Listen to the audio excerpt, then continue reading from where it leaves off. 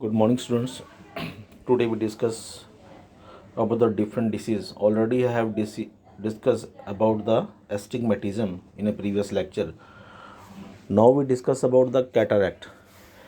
Cataract कोई बीमारी नहीं है. As the age goes on ageing, जैसे बुढ़ापा आता रहता है तो हमारे जो आँख के ऊपर एक परत जम जाती है, a thick crystalline layer of protein form that we called as opaque, जिस कारण से इंसान जो है ऑब्जेक्ट को देख नहीं पाता, जिसको हम मोतियाबिंद भी कहते हैं.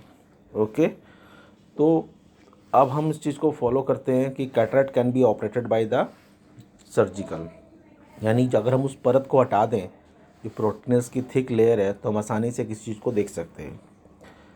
ऐसे ही हम प्रोसीड करते हैं नेक्स्ट के लिए. यहाँ आपको दिखाया गया है करेक्शन के लिए ऑपरेशन कर सकते हैं जो भी आपकी है. एक आर्टिफिशियल लेंस लगा देते हैं because lens get damage due to the thick layer of the proteinous body. तो वहाँ पे अपन आई लेंस को रिप्लेस करते हैं. Lens can be any of power. तो according to visibility the people use to apply this lenses. अब यहाँ पे आया है नेक्स्ट है आपका प्रिज्म. प्रिज्म एक 3 डायमेंशनल स्ट्रक्चर होता है just like a pyramid. When from the one side an object is placed and from the other side when we are able to see an object, तो हमारा diagram कुछ इस प्रकार से बनता है और that is a part of practical. तो अगर आप यहाँ पे ऑब्जेक्ट को रख रहे हो, इट मीन्स आप यहाँ पे अगर ऑब्जेक्ट को रख रहे हो तो इमेज आपको यहाँ दिख रही है. तो देखो आप क्या है, कितना अलग चीज़ दिख रही है. ये चीज़ यहाँ जा रही है तो आपको इमेज यहाँ दिखनी चाहिए, मगर दिख कहाँ रही है, यहाँ पे. तो that is the thing we want to understand कि जब कोई भी स्ट्रक्चर बनता है, चाहे वो 3 डायमेंशनल हो या 2 डायमेंशनल हो, with the different edges, when the light beams of strikes it get reflected by the same angle. तो यहाँ पे आपके लिए कोई रूल्स तो नहीं है, but you have to learn that. इसका रूल होता है, आपको नीचे मेंशन कर रखा है बेटे, ये देखिए, angle of incidence plus angle of emergent is always equal to angle A and angle D. तो ये डायग्राम सब मेंशन कर लेंगे. ये आपको पॉइंट दे रखे हैं. सपोज कर लो कि मैं आपको if I am making you understand how to do a practical or how to perform this activity in a plain paper. तो स्कूल खुले होते, लेबोरेटरी आता, लैब में तुम्हें रख के दिखाता कि कैसे क्या है. With the help of pin we can do this activity. Okay, तो ये जितना भी इसमें लिखा है ऑब्जर्वेशन लिखिए कैसे क्या है और क्या कंक्लूजन निकलता है, how we have to do the experiment. तो ये सब टिप्स दे रखे हैं आपको. ठीक है, नेक्स्ट हम प्रोसीड करते हैं. डिस्पर्सन मतलब जैसे मान लो in a morning we are standing for the assembly for a prayer. When assembly overs we call disperse, चले जाओ. तो बच्चे दाएं बाएं हो जाते हैं. दाएं बाएं मतलब not in regular form.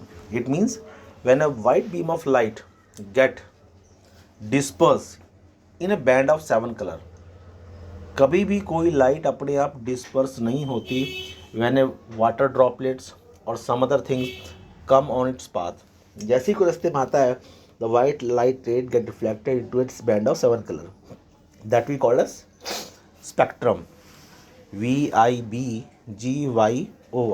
spectrum. और these spectrums are responsible to cause a rainbow. तुमसे क्वेश्चन पूछा जाए कि how rainbow is caused, तो तुम बोलोगे during the rainy season when the rains get stopped, the few water droplets are present in the atmosphere. When these rays try to pass from these droplets, it get dispersed into band of 7 color.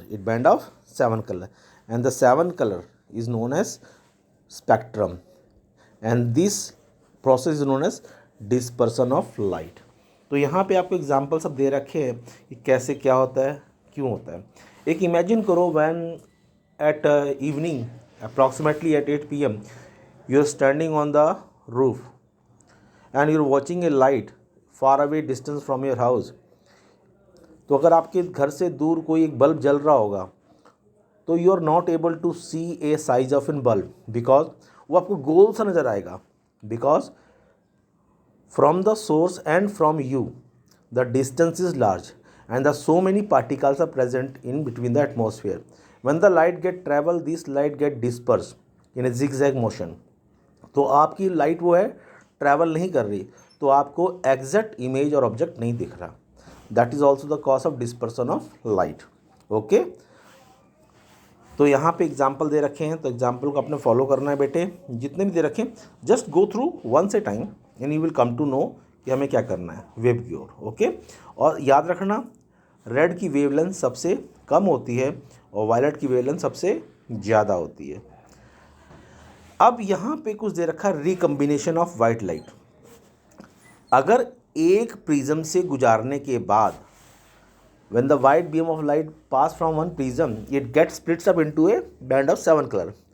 अगर मैं इसके सामने एक और prism रख दूँ just like that, तो ये बैंड ऑफ 7 कलर जो हैं बेटे ये वापस ट्रैवल करके क्या बन जाएंगे वाइट लाइट. यानी कि शुरुआत कहाँ से हुई थी वाइट लाइट से और एंड भी किससे हुई वाइट लाइट से. That we called as recombination of white light. It can be recombination with the help of two prism when the two prisms are arranged in a opposite manner. Okay, तो आपने इस चीज़ को भूलना नहीं बेटे, same thing है, इस चीज़ को फॉलो करना है. ओके, और ऐसी चीज़ में दे रखा है एग्जाम्पल्स, तो ये आपके लिए मैं क्वेश्चंस हैं. Don't think it as it is an topic, take it as question जो आपको ऑलरेडी मैं डिस्कस कर चुका हूँ. ठीक है बेटे, तो आपने अभी फॉर्मेशन ऑफ रेनबो, अभी कहता है फॉर्मेशन ऑफ रेनबो, तो आपने वो एग्जांपल करना है. Okay, atmosphere reflection. रिफ्लेक्शन मतलब क्या होता है बेटे, एक सिंपल सी चीज़ बताता हूँ. Just try to hit a glass with the help of ball. अपने घर पे टेबल रखो, टेबल पे ग्लास रखो और टेबल से 3 फुट दूर होके एक बॉल से हिट करना चाहो, आप शायद हिट कर सकते हो, शायद नहीं हिट कर सकते. Because when the beam of light travel from rarer to denser or denser to rarer, the light gets bends towards normal or away normal. तो हमारा जो लाइट जो हम देख रहे हैं ग्लास को, the light do not travel in straight, इसलिए हमारा निशाना भी स्टेट नहीं लगता. That we called as atmospheric refraction. तो ये सारी एप्लीकेशंस बेटे क्वेश्चंस आपने प्रैक्टिस करनी है और that is called as reasoning question. That we called as reasoning question. Okay, okay beta, so I hope you will take care at home and do study well in a proper manner. Thank you and have a nice day.